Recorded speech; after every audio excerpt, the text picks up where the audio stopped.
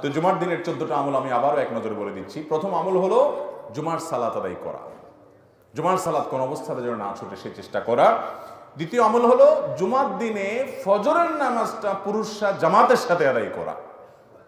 এটা সপ্তাহের সকল নামাজের মধ্যে সবচেয়ে শ্রেষ্ঠ নামাজ জুমার দিনে ফজর নামাজ জামাতের সাথে। 3 নম্বর আমল হলো জুমার দিন ফজরের নামাজের জামাতে প্রথম রাকাতে সূরা সিজদা, দ্বিতীয় রাকাতে সূরা দাহার তেলাওয়াত করে। এটা ইমাম সাহেবের সুন্নাত, ইমাম সাহেবকে দিয়ে আদায় করবেন। 4 নম্বর আমল হলো জুমার দিনে গোসল করার সুগন্ধি আতর ইত্যাদি ব্যবহার করা এবং মিসওয়াক করা।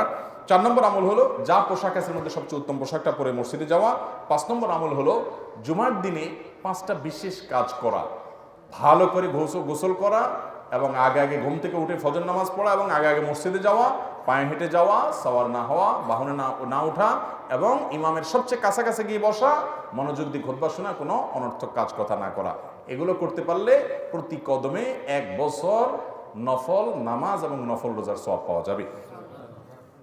এবং 7 নম্বর আমল হলো মসজিদে ঢোকার পর জুমার দিন 2 রাকাত তাহিয়াতুল মসজিদ আদায় করা। অন্যদিনও চেষ্টা করতে হবে। 8 নম্বর আমল হলো যদি ঝিমানি আসে জায়গা পরিবর্তন করা। 9 নম্বর আমল হলো কেউ আসলে তাকে বসার জন্য একটু জায়গা করে দেওয়া মহব্বতের সাথে।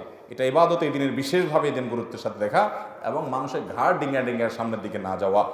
10 নম্বর আমল হলো জুমার দিন জুমার নামাজে প্রথম রাকাতে সূরা জুমআহ এবং দ্বিতীয় রাকাতে সূরা মুনাফিকুন অথবা প্রথম রাকাতে সূরা আলা এবং দ্বিতীয় রাকাতে সূরা গাশিয়া তেলাওয়াত করে। এটা ইমাম সাহেবের সুন্নাত, তাকে দিয়ে আদায় করাবেন। আর 11 নম্বর সুন্নাত হলো যে জুমার দিন বেশি বেশি করে দোয়া পাঠ করা, বিশেষ করে আসর পরে মাগরিবের আগে এবং সারাদিনই এটা দোয়া কবুলের দিন। এবং 12 নম্বর আমল হলো জুমার দিন জুমার রাতে যে কোনো সময় মিলে সূরা কাহফ তেলাওয়াত করা। আর 13 নম্বর আমল হলো জুমার রাতে জুমার দিনে বেশি বেশি করে নবীর প্রতি দুরূদ পাঠ করা, উঠতে বসতে চলতে ফিরতে। 14 নম্বর এবং সর্বশেষ আমল হলো জুমার দিনে খাওয়া দাওয়া করা। এই দিনকে নফল রোজার জন্য নির্ধারণ না করা। যদি অন্য কোনো রোজার সাথে রাখেন, কাজা রোজা থাকে, এই দিন ছাড়া সুযোগ নেই, তাহলে ভিন্ন কথা, সেটা রাখবেন।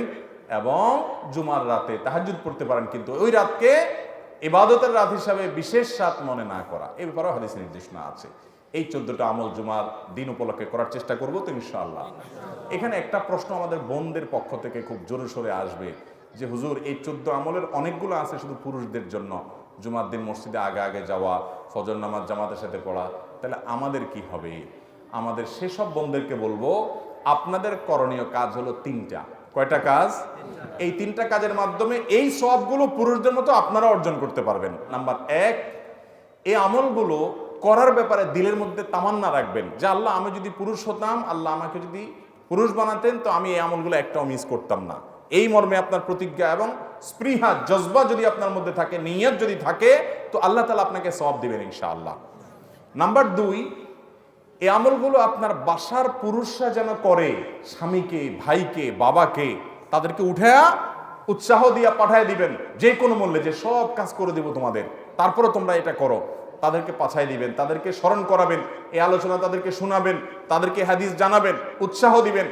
তাহলে আদাল্লু আলাল খাইরে কাফাইলিহি, আপনি ভালো কাজের পথ দেখাইলে আপনিও অনুরূপ সওয়াব পেয়ে যাবেন।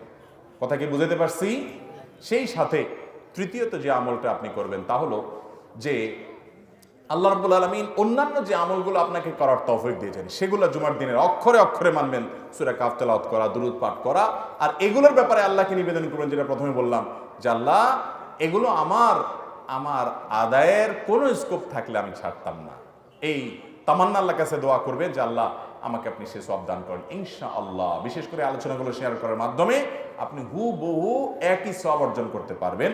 মন খারাপ করার কোনো কারণ। আবার এটাও মনে রাখতে হবে, কিছু আমল আছে আল্লাহ তাআলা পুরুষদেরকে করার সুযোগ দিয়েছে, আবার কিছু আছে মহিলারা সন্তান প্রসব করতে যদি মারা যায়, শাহাদাতের মৃত্যু হয়, মহিলারা যদি হজ করে সেটাকে জিহাদের সমতুল্য সওয়াব বলা হয়েছে। মহিলাদের অনেক বিশেষ আমল আছে যেগুলা পুরুষদের জন্য আবার নাই। বিধায় এটা নিয়ে আল্লাহর উপরে, রাসূলের উপরে কোনো এতরাজ বা প্রশ্ন তুলবো না। সওয়াব দেওয়ার মালিক আল্লাহ তাআলা। আমার তামান্না থাকবে, আকাঙ্ক্ষা থাকবে, চেষ্টা থাকবে, অন্যকে পথ প্রদর্শন করব, আল্লাহ তাআলা আমাকেও মাহরুম করবে।